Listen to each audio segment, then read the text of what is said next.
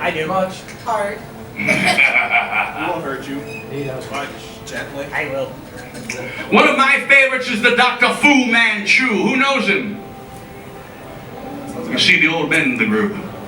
Fu Manchu was an Asian man. This is the time of the Yellow Peril.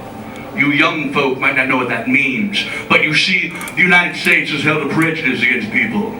Doesn't matter what kind of people. We'll hold some sort of prejudice. So back then it was the Chinese, so they gave the name Yellow Peril, referring to the skin color. But Fu Manchu was something else. And the quote I could read you right now if it was here. Oh, it would be great. But Fu Manchu is famous for having the Fu Manchu mustache, yeah? But that didn't happen until the late 1960s, when Fu Manchu was played by Christopher Lee. And who has Christopher Lee played in the last decade or so? Count Dooku. Who? Count Dooku. Count Dooku. Yes, that's right. Count Poop. Dracula. Dracula he's played in the Hammer films. Opposite who? Opposite, Mr. Grand Moff Tarkington there. Who was that? Thank you, Peter Cushing. Extra credits. Lord of the Rings. Sauron. And of course he played Saruman. Saruman. Yeah, he got the cooler name as opposed to the eye, right? So there's Christopher Lee playing Fu Manchu. But the original Fu Manchu, like myself, had a bald head. You see, there's these things out there called tropes. Who's familiar with tropes? Trope or trope? They're called cliches, yes, tropes. Cliches is what they are. So there's always the cliche of the bald supervillain, isn't there? Gonzo. He's a supervillain. Some of you are supervillains, you don't even know it. I need you to come out of your supervillain closet. You know what I'm talking about. Be free, be free. But yes, how are we doing? We're making it. We're almost there.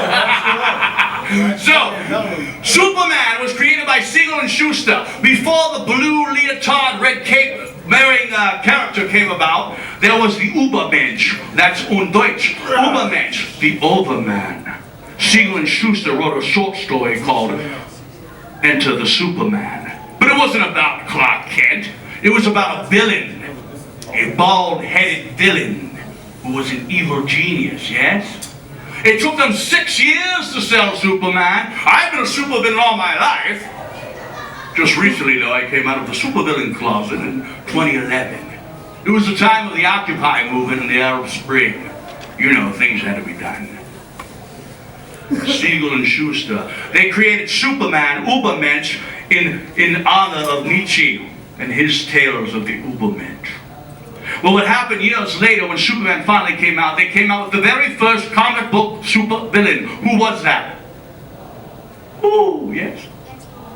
What did he say? No. Even before Lex Luthor was another bald scientist. Ultra-humanite? Ultra-humanite. You see the play on the words? Ultra-humanite, Superman, Übermensch. Illuminati? It all comes down to that, doesn't it? The Illuminati and Kim Kardashian. What side? You did hear my message earlier. Stay away from the Storm cosplayer and the Black Panther cosplayer. They have Ebola. Okay, moving on. So, Lex Luthor, when the artist made the second appearance of Lex Luthor, because his first appearance he had red hair. Second appearance they made him bald. Why? Well, the artist thought he was drawing ultra-humanite. So we've now codified that trope of bald is evil. Dr. Fu Manchu with his Fu Manchu mustache means facial hair is evil.